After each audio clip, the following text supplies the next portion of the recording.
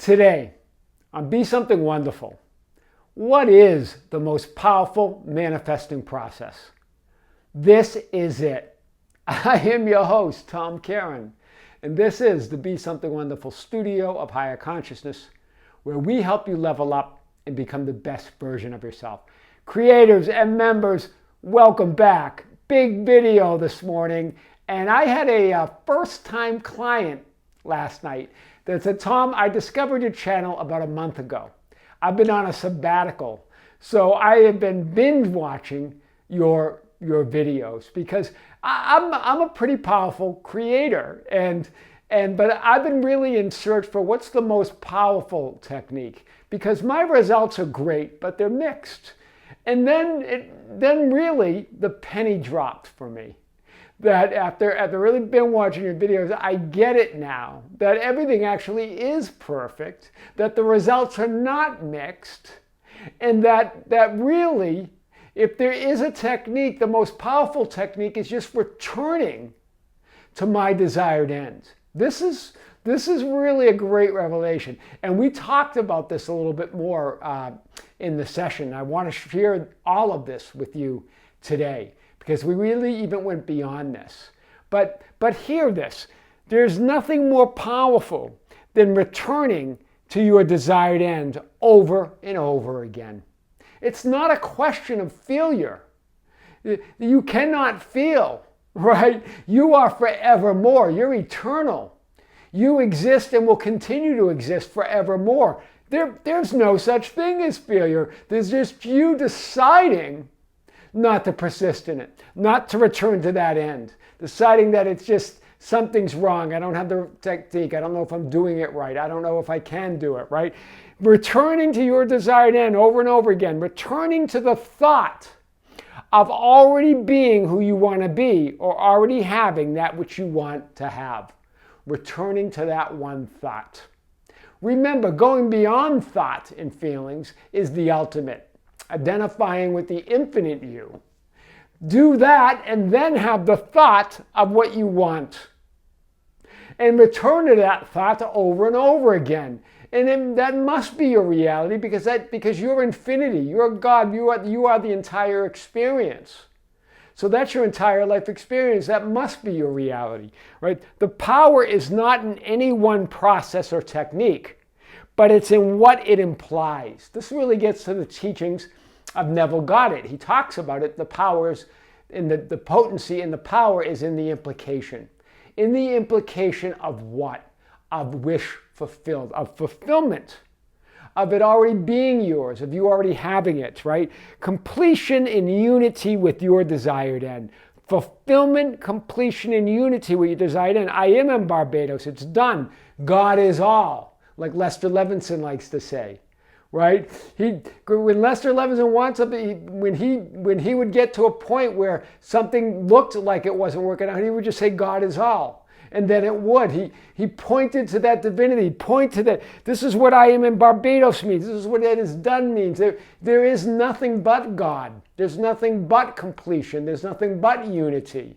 It's that thought, based on that thought, that can inspire you to return to that end over and over again, knowing that it must be your reality when you return to it. It must, quote, manifest, right? So when you are focused on the process or the technique, for example, this is what my client said in her early days of trying to manifest things. She goes, which is better? Is it working? Am I doing it right? All that keeps your attention. And remember, attention creates reality. Focus creates reality. Right? Whatever you give time, space, and attention to becomes your entire life experience, becomes your 3D reality. Your attention here is on the means, the how. When you get focused on which is better, is it working, am I doing it right? You're all caught up. You're all tangled up in the processes, right? And not the imagined desired end, right? I've talked about this when I pointed to the magician's way. You're trying to reconcile what process is right, your thoughts about them. All of that pulls your focus off your imagined desired end, pulls your focus off your natural ability, your natural divine ability. Remember, you are the process. God is the process. Right? There's nothing beyond that. The power is in the imagined end, the experience of that imagined end. Hear that. The power is in the imagined end, but the experience of it. It's the inner experience of your desired end. Your assumption and acceptance of the end that wills the means. It's your assumption and acceptance of that end that wills the means, right? Make the process an end in of itself, fulfillment and acceptance of your end. Do you hear it? Make that process the end in itself. The process is opposed to a means to an end, where you're asking these questions, where you're caught in the messy middle, where you start attracting thoughts and feelings of lack or doubt or fear or whatever, frustration, any of that. Make the process an end in of itself, fulfillment and acceptance of your end. So, as the end is accepted, Neville got it, you become totally indifferent as to possible failure. Totally indifferent. For acceptance of the end wills the means to that end. Here it is again.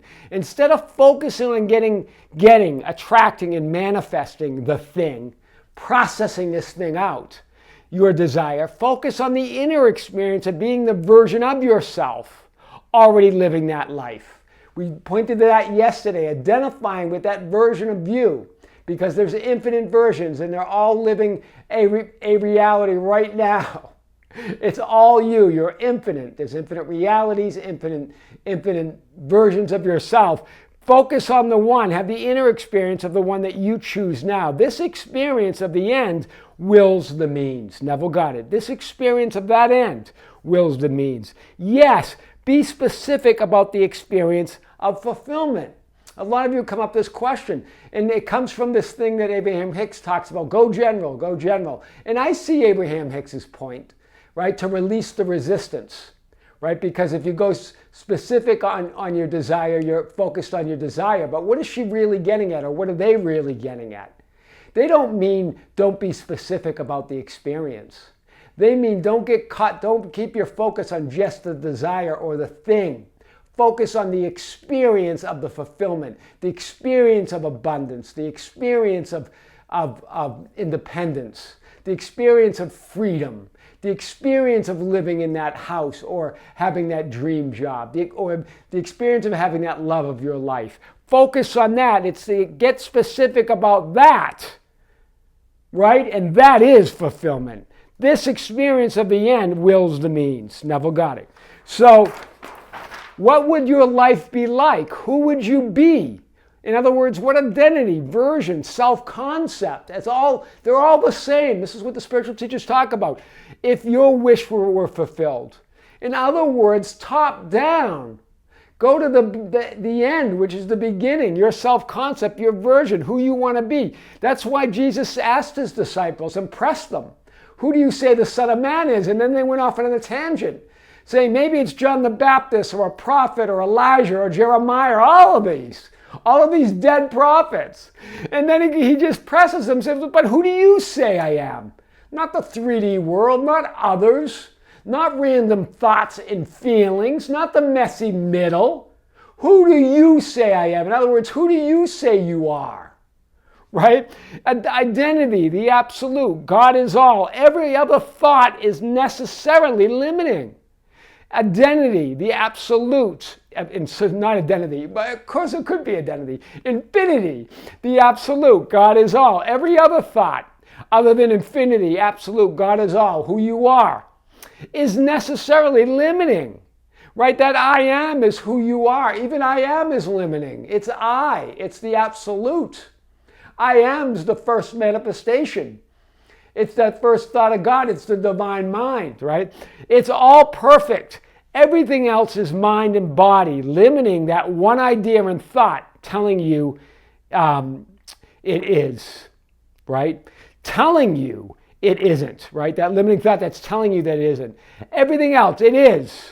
You are. Absolute. Infinity. God is all. It's all there for you. There are no limitations. But every other thought's limiting. It's all perfect. Everything else is mind and body, limiting that one idea and thought, telling you it isn't. Telling you it isn't yours. Telling you you can't do it. telling you there are obstacles, telling you that these thoughts and feelings mean something, right? They mean something, so you can have what you want. None of that's true.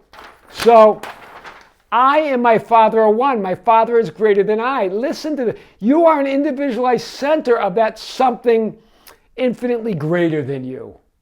So yes, it's great. It's greater than you. There is the absolute, but you're an individualized center. You're one with that. That's the ultimate self-concept, and that's humility, true humility at the same time. Someone said, well, is it humble to say you're God? Well, what you're saying is you're one with God. You're one with that, and that Father is greater than you, but you're not separate from it. That's true humility. That's knowing who you truly are. You are an individualized center of something infinitely greater than you, but that doesn't make you any less great. Wow. Hear this. This came out. What a terrific session with this client. Someone that I felt like we knew each other because she's been watching the channel, right? And has watched all the videos.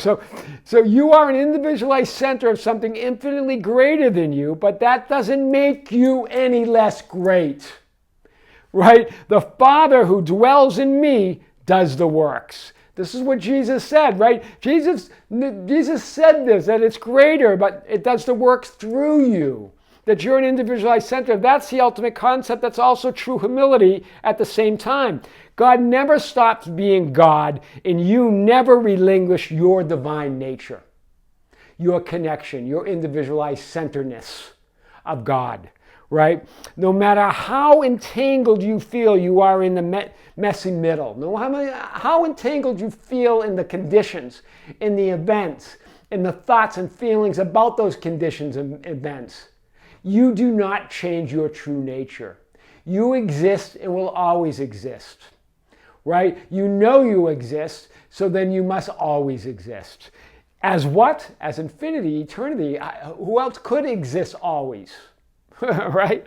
I really want to get this because this is such a powerful session, right? And remember, we talked about the three planes. We touched on this.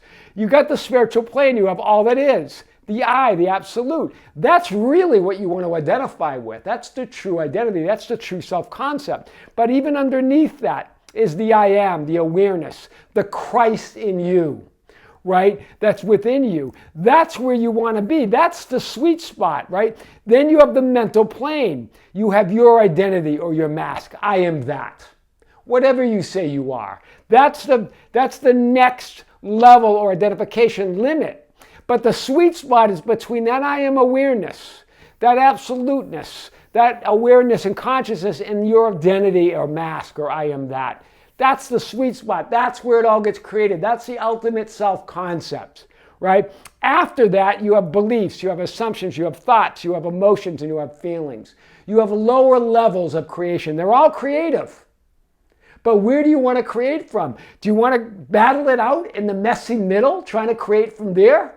From the beliefs, assumptions, thoughts, and emotions, from the changing thoughts you have, from believing you have to go dig up beliefs and assumptions. Instead, assume this, believe this, and all other beliefs and assumptions and feelings, emotions will coalesce around that, right? And then you have the physical plane, then you have the manifested plane, you have the actions and effects, right? And a lot of times we get caught by trying to move effects around here, trying to create our life around here, and it gets exhausting, right?